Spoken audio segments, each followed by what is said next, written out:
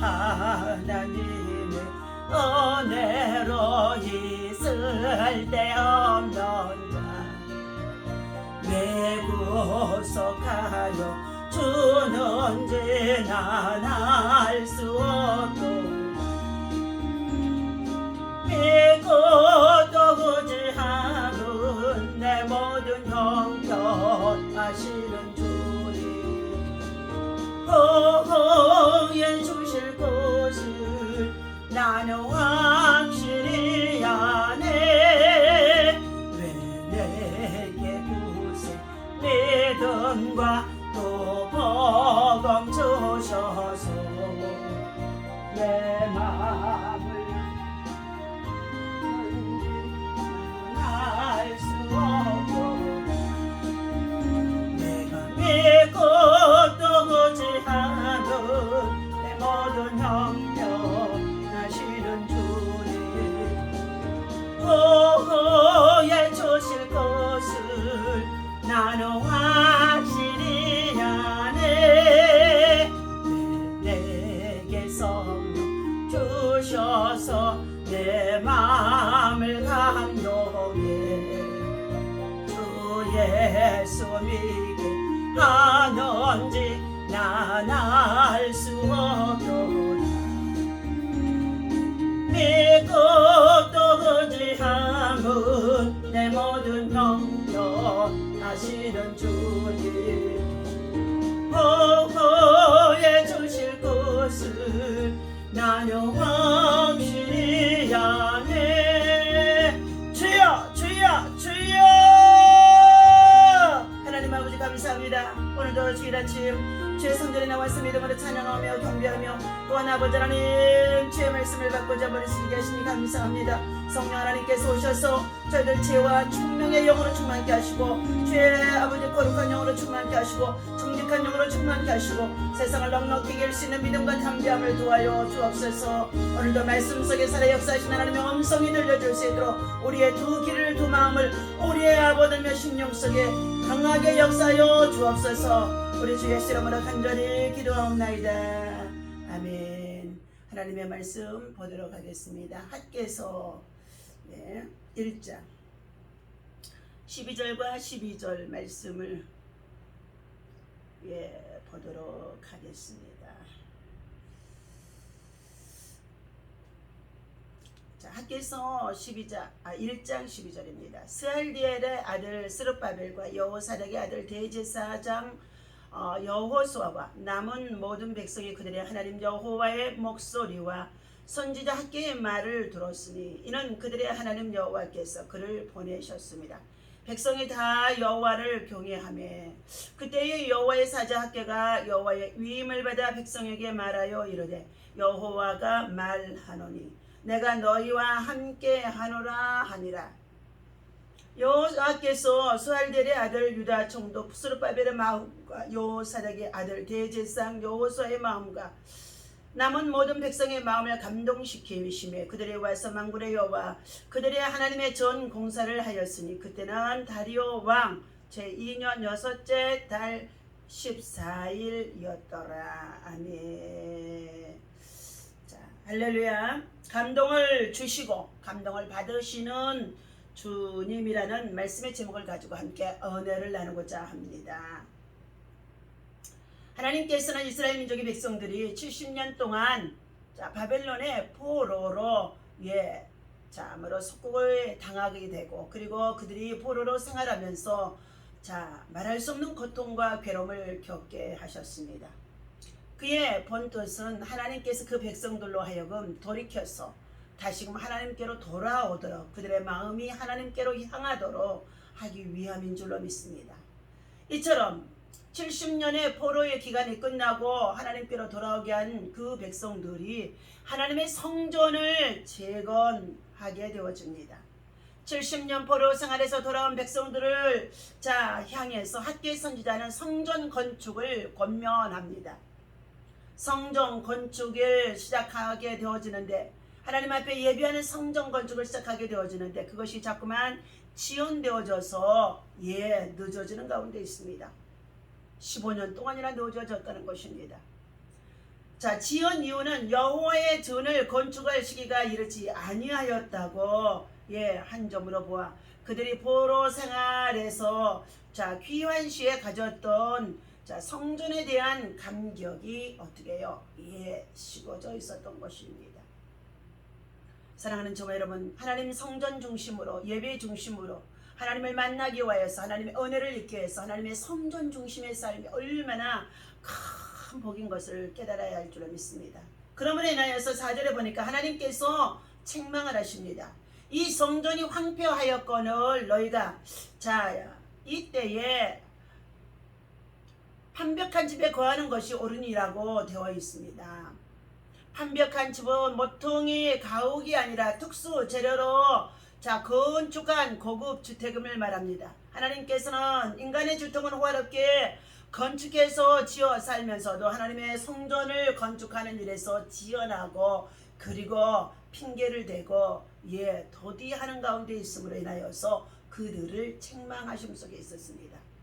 오늘 사랑하는 저와 여러분들, 코로나 팬데믹 가운데 있으면서 우리가 육신에 거할 집인 하나님의 전에 나와 예배할 전인 성전 예배당을 건축하는 것도 참으로 중요하지만 여러분의 마음속에 성전, 마음의 성전이 무너지고 여호와의 영이 떠난 자들이 얼마나 많은지 알 수가 없다는 것입니다. 성전 건축의 지연에 대해서 따르는 형벌이 오늘 6절에서 말씀해 주는 가운데 있습니다. 4절부터 읽겠습니다. 이 성전이 황폐하였거늘 너희가 이때에 판벽한 집에 거주하는 것이 옳으냐? 그러므로 이제 만군의 여호와가 이같이 말하노니 너희는 너희의 행위를 살필지니라. 너희가 많이 뿌릴지라도 수확이 적으며 먹을지라도 배부르지 못하며 마실지라도 흡족하지 못하며 입어도 따뜻하지 못하며 일꾼이 싹을 받아도 그것이 구멍 뚫어진 전대에 넣음이 되어지니라. 만군의 여호와가 말하노니 너희는 자기의 행위를 살필지니라. 너희는 산에 올라가서 나무를 가져다가 성전을 건축하라. 그리하면 내가 그것으로 말미암아 기뻐하고 또 영광을 얻으리라. 여호와가 말하였느니라. 하나님께서 이처럼 하나님의 백성들이 성전을 신속히 건축하기를 학개 선자를 통하여서 들려주는 가운데 있습니다. 선자의 질책과 권고의 효과가 나타나서 지도자와 백성이 합력하여서 성전 공사가 진척되어짐을 보게 되어집니다. 첫 번째, 하나님이 질책하심을 들을 수 있는 귀가 어떻게 해요? 열려진다는 것입니다. 7절에 너희는 자기의 행위를 살필지니라 라고 말씀해 주는 가운데 있습니다. 자기의 믿음을 살필지니라, 자기의 믿음의 행동을 살필지니라, 자기의 소유를 살펴볼지니라고 주님은 늘 저와 여러분들에게 말씀하는 가운데 있는 줄로 믿습니다. 유대민족이 장기간 바벨론의 포로로 있는 동안에 팔레스타인의 사람들은 방임되어 있어서 수목이 무성해져 있었습니다. 그러나 그들은 하나님께서 그토록 원하시던 성전 건축을 지연시키며 자기들의 집만을 위해서 판벽한 집 만들어서 거주하는 가운데 있었다는 것입니다. 성전 건축이 15년 동안 지연되어지는 그 상황에 있어지는 그 모습을 하나님이 보고 계시고 하나님의 선지자인 학개 선지자를 통하여서 질책하셨다는 것입니다. 그때야 두 번째 백성들이 청종합니다. 드디어 학개 선지자를 통해 질책과 공고하시는 말씀을 듣고 지도자와 백성이 함께 분발하여 성전 건축 역사가 진척됨을 보게 되어집니다. 지금까지 각자가 자기 중심의 생활에서 하나님 중심으로 육의 생활 위치에서 이제 영적 생활로 급격히 변화되어져 가는 가운데 있다는 것입니다. 하나님은 자기를 경외하는 자들을 기뻐하시는 라고 말씀해 주셨습니다. 여호와께서 다시금 그들에게 성전을 건축을 다시금 친척해 나갈 때에 새 힘을 주시게 되어집니다. 14절의 말씀입니다.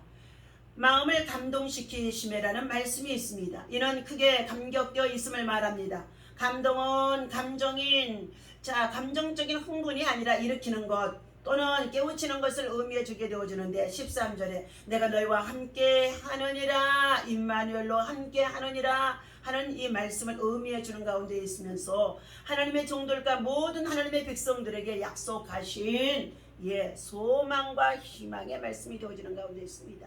그들의 성전 재건의 역사를 시작할 때는 다리오 왕 2년 6월 24일 계절로 보면 바쁜 추수기였다는 것입니다.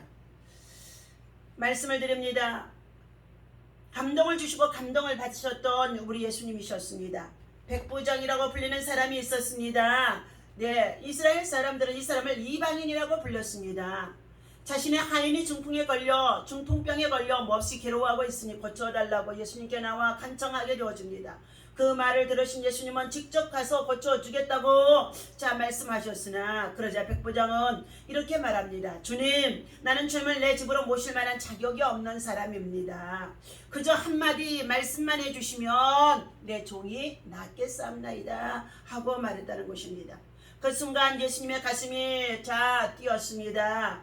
격양된 오조로 이스라엘의 모든 사람들보다 이 사람의 믿음이 더 훌륭하도다고 주님은 감동하셔서 말씀했다는 것입니다. 그러면서 그 자리에서 중풍에 걸린 하인은 깨끗하게 고침을 받게 되어줬다고 마태복음의 8장 5절에서부터 13절까지에서 말씀해 주는 가운데 있습니다. 예수님이 이방인 백부장의 간청을 들어주신 이유가 있습니다. 믿음과 겸손함으로 예수님을 감동시키셨기 때문이라는 것입니다. 감동받으신 예수님은 백부장의 요청을 들어주셔서 그들에게 확실한 감동을 더욱 주십니다. 감동은 일방적인 것이 아닌 것입니다. 하나님과 우리가 주고받는 것입니다. 은혜 안에서만 이루어질 수 있는 것인 줄로 믿습니다. 감동은 하나님으로부터 시작되어 우리에게 전달된 뒤 다시금 그것이 은혜에 감사할 줄 알고 보답할 줄 알고 은혜에 정말로 감사로 고백할 줄 알고 감사로 심을 줄 알 때에 하나님께서 감동을 받으신다는 것입니다. 오늘 본문을 보면 포로에서 돌아온 이스라엘 백성은 성전이 무너져 있음에도 성전을 재건할 의욕들이 떨어졌습니다. 그들이 거주할 집을 준비하기 위해서 분주했다는 것입니다. 그때 하나님은 말씀을 주셨습니다. 내가 너희와 함께 있겠다는 것입니다. 하나님께 버림받은 줄 알았던 백성들은 함께 있다는 말씀을 듣고 가슴이 벅차오르기 시작했다는 것입니다. 순간 잃었던 삶의 의미를 되찾았다는 것입니다. 하나님은 깊은 상실감에 젖어있던 백성들에게 감동을 주셨고 감동받은 그들은 자원하는 마음으로 성전 공사를 시작했다는 것입니다. 무너진 채로 성전은 감동을 받은 백성들의 믿음과 손길을 통해 재건되었습니다. 하나님은 성전을 재건하는 그들의 모습에 감동을 받으셨고 새롭게 재건된 성전을 보시고 또 다시금 감동을 받으셨습니다. 하나님은 믿음도 삶의 의미도 잃어버린 백성에게 감동을 주셨습니다. 그리고 감동받은 백성들은 성전 재건을 통해 하나님께 감동을 돌려드린 것이었습니다. 이처럼 하나님은 하나님을 경외하고 그 말씀을 청종하고자 하는 자들에게 감동을 주시는 가운데 있습니다. 하나님이 주시는 감동의 은혜가 내 삶 속에, 여러분의 삶 속에, 여러분의 신앙 속에, 여러분의 생활 속에 날마다 주의 말씀에 귀를 기울이고 말씀에 순종하는 믿음으로 살아가게 되어지면 기도하는 자들에게 성령의 능력과 역사 함께 속에 감동하심이 충만할 줄로 믿습니다. 하나님이 주시는 감동의 은혜가 우리들의 삶 속에 충만해서 이 코로나 팬데믹도 정말로 고난 중에도 잘 극복하게 하고 더욱더 주의 은혜 안에서 여러분 모두가 영적 하나님의 사람, 하늘에 속한 자로 하나님께서 주신 사명을 감당할 수 있는 믿음의 귀한 역사가 있어지기를, 감동을 주시는 하나님, 감동을 다시금 돌려줄 수 있는 감사를 넘치게 할 수 있는 저와 여러분 되시기를 바랍니다. 기도합니다. 하나님과 감동을 주고받고 있습니까? 하나님, 우리는 하나님이 주시는 감동 속에 살면서도 믿음과 삶의 의미를 되찾는 존재들임을 고백하면서도 하나님의 말씀에 청종함으로 주님과 참으로 하나님 관계 속의 언약을 잊어버리고 때로는 멀어지며 또나 외면하며 은혜를 잊어버릴 때가 많이 있습니다. 다시금 하나님이 주신 말씀을 통하여서 감동을 받게 하시고 내가 너희와 함께 하겠다고 했습니다. 이 코로나 속에서도 함께 하겠다고 말씀해 주셨습니다. 세상도 여러 가지 많이 흉악한 가운데도 아버지 하나님 함께 하겠다고 말씀해 주셨습니다. 오늘날 하나님이 함께 해주시는 이 보호하심과 그리고 지키심과 인도하심과 그리고 은혜 주심을 감사하고 감동할 수 있는, 감동을 돌려드릴 수 있는 사랑하는 우리 모든 성도들 되어질 수 있도록 인도하여 주옵소서. 우리 주 예수 이름으로 간절히 기도하옵나이다. 아멘.